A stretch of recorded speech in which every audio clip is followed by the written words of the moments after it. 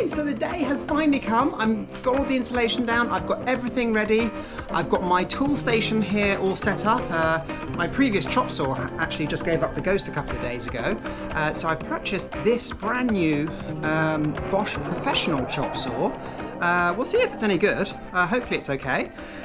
So that's what I'm going to be cutting some noggins with, hooked up to the vacuum cleaner, which will hopefully suck out all the dust.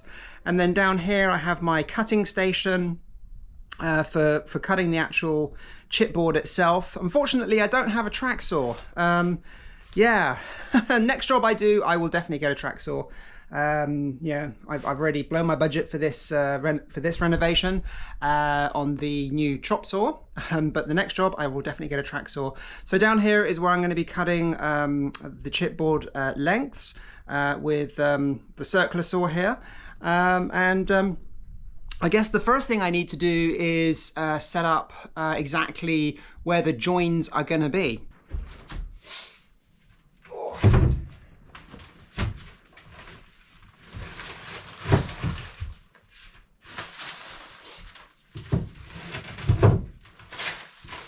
Okay, so I've got to cut my first piece of wood. Like I said, I don't have a track saw, which is a real pain.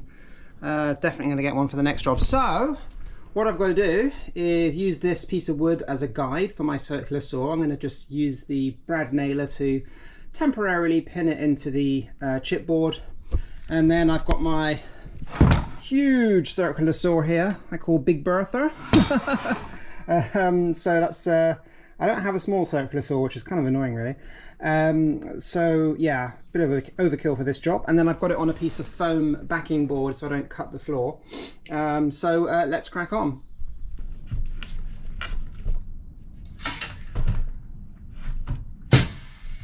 Time for Big Bertha.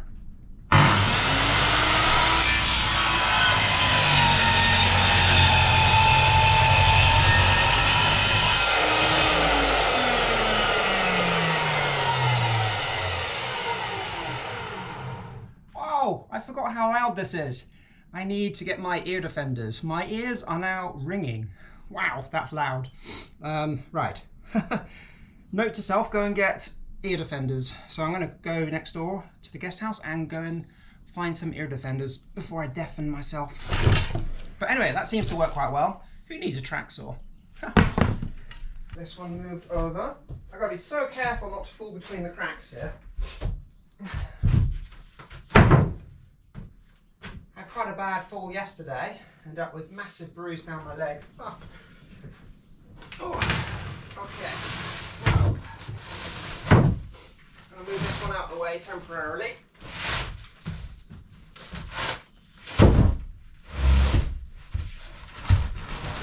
Oh. I was saying about falling through the cracks. Damn. Okay. I'm going to set up some temporary floorboards here. This is too dangerous. So easy to do.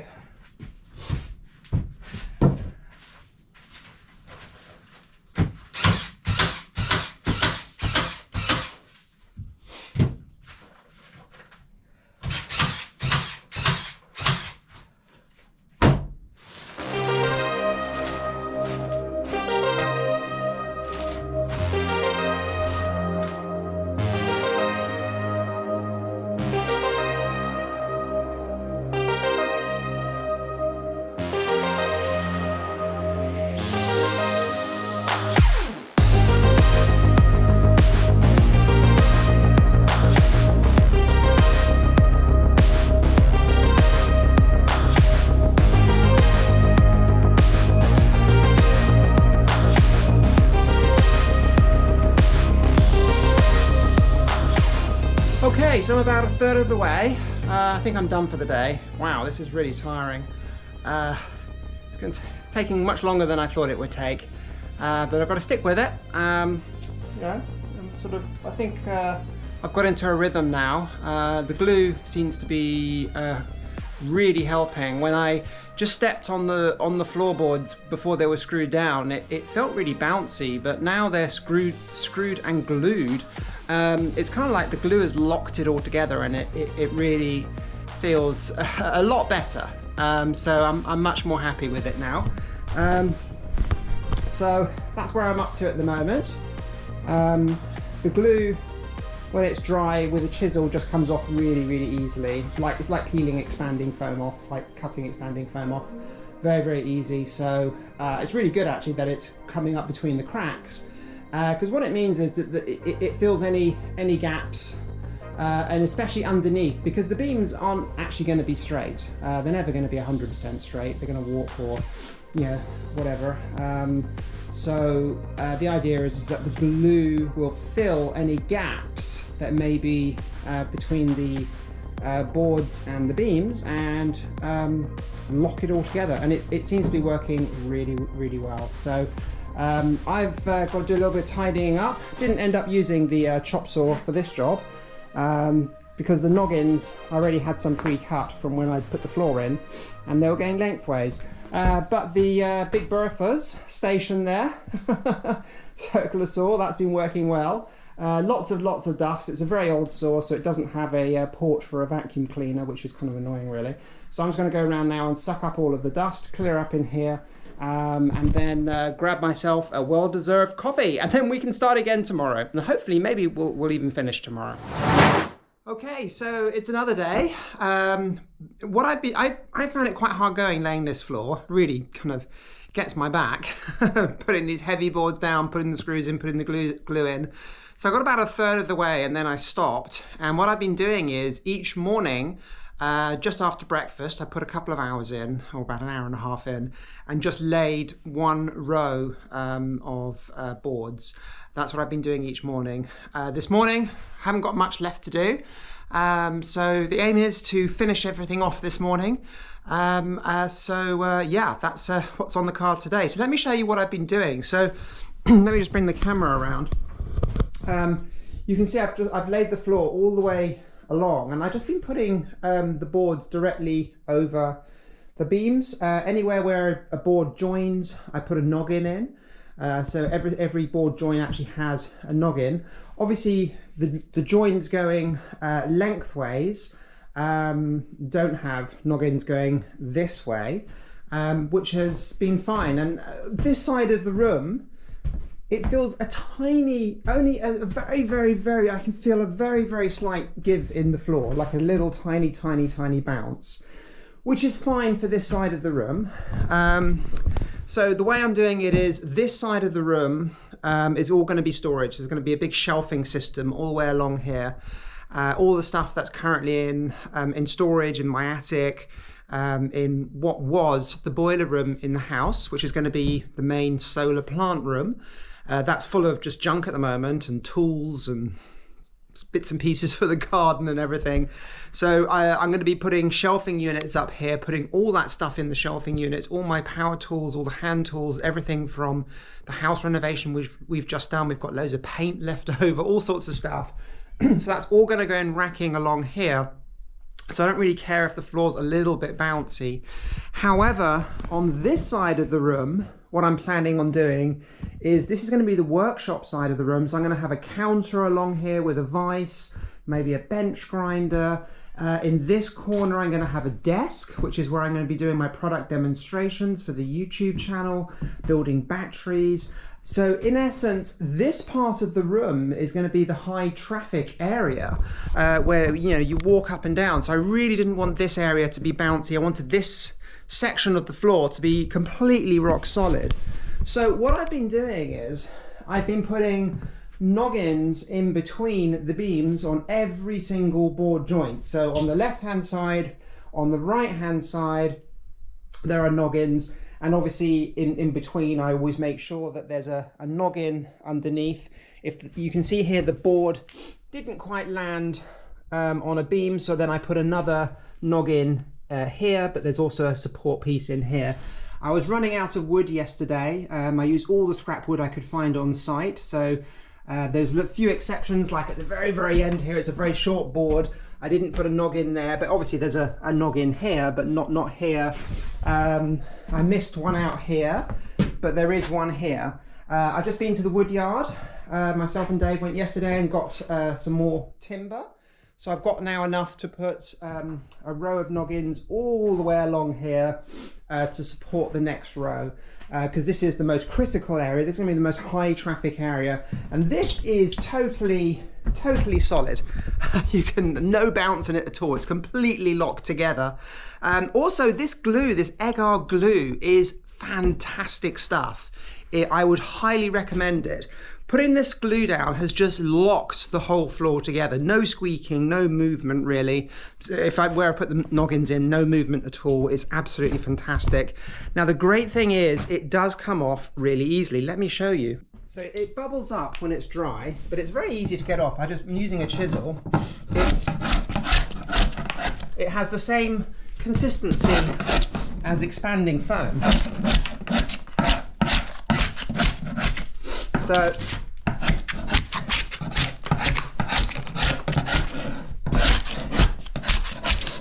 there we go. So it's easy to get off. Apparently it's completely waterproof as well. So if something gets spilt on the floor and was to go into, it wouldn't go through the cracks and through the floor. I'm going to be putting a flooring over the top of this anyway. I'm going to be putting some rubber matting down, so that doesn't really matter, but it's, so you can see, really easy to get everything off. So let me just finish getting these bits off here.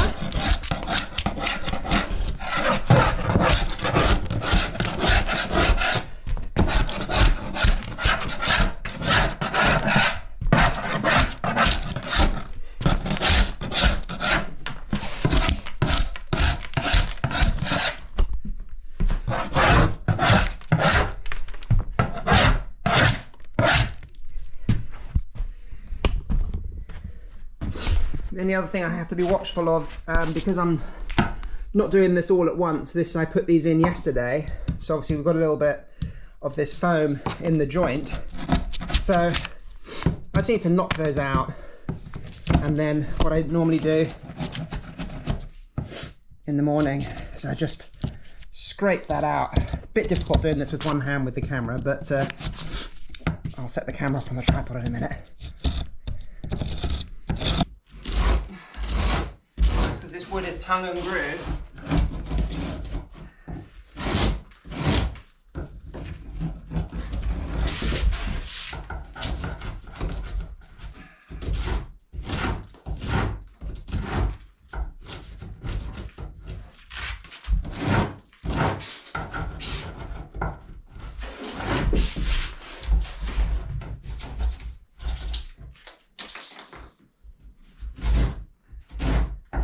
So each morning I started around 6 o'clock, or sometimes 7 o'clock, and it's usually quite cold, so I always start with my fleece.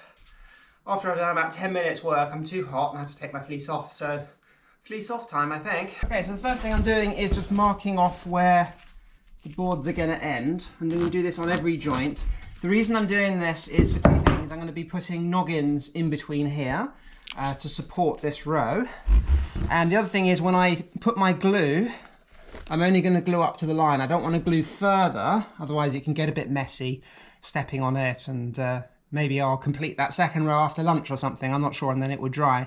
So I'm just going to go through and mark off where every single row is going to end. If I had someone helping me, I would just snap a line with the chalk line, but I'm working on my own with this project. So here we go.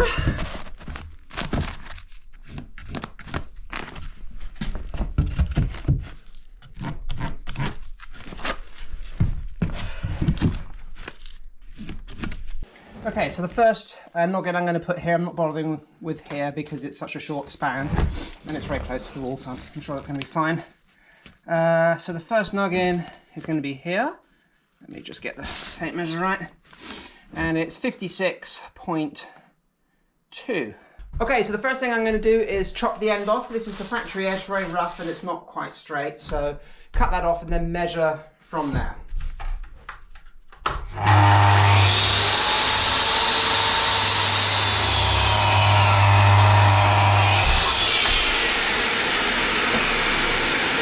I have to say, say, I'm really, really happy with this saw. This is a new saw I just got to replace my old Evolution saw, which I had for about 10 years. And had a lot of slop in it, wasn't very accurate anymore. So I bought this one, not that expensive. It's a Bosch Professional saw. I'll put a link to it in the description. Really nice. It's got a very, very long, you can see how wide the beams are that you can cut. And I've got the vacuum cleaner hooked up to it, which is great because when I turn the saw on, the vacuum cleaner automatically starts, and then when I'm done cutting, the vacuum cleaner carries on sucking dust out. It doesn't get everything, but it gets like 90% of the dust, so that's really cool. Okay, so next thing I'm going to do is measure. See, I've already forgotten what the measurement was. Here we go, 56.2, I wrote it down. Just going to measure that out and then cut it. Okay, 56.2.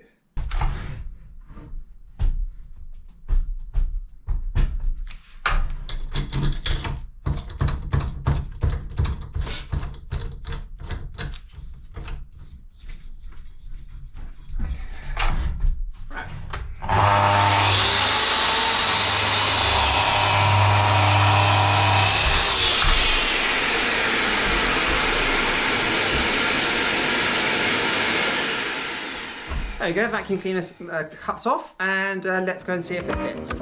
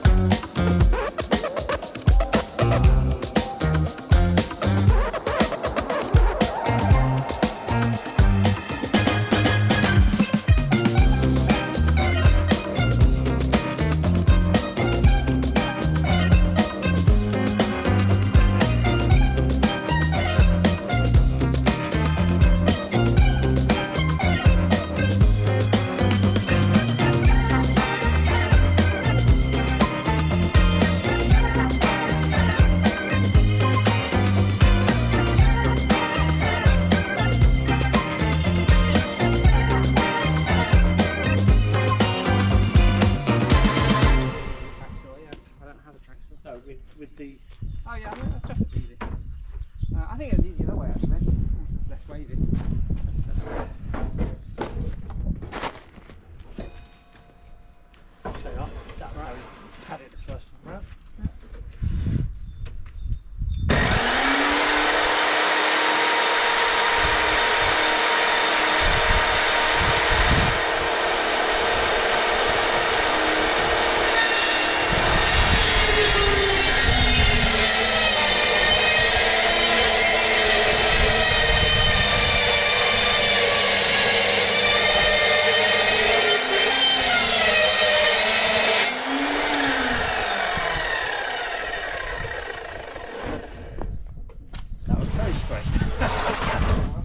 getting better.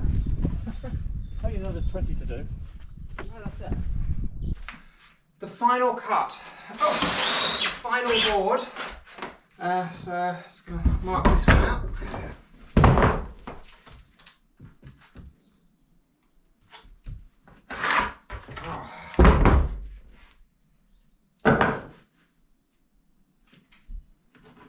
am. I've got to get a track saw. I think that's next on the shopping list. Next project I do.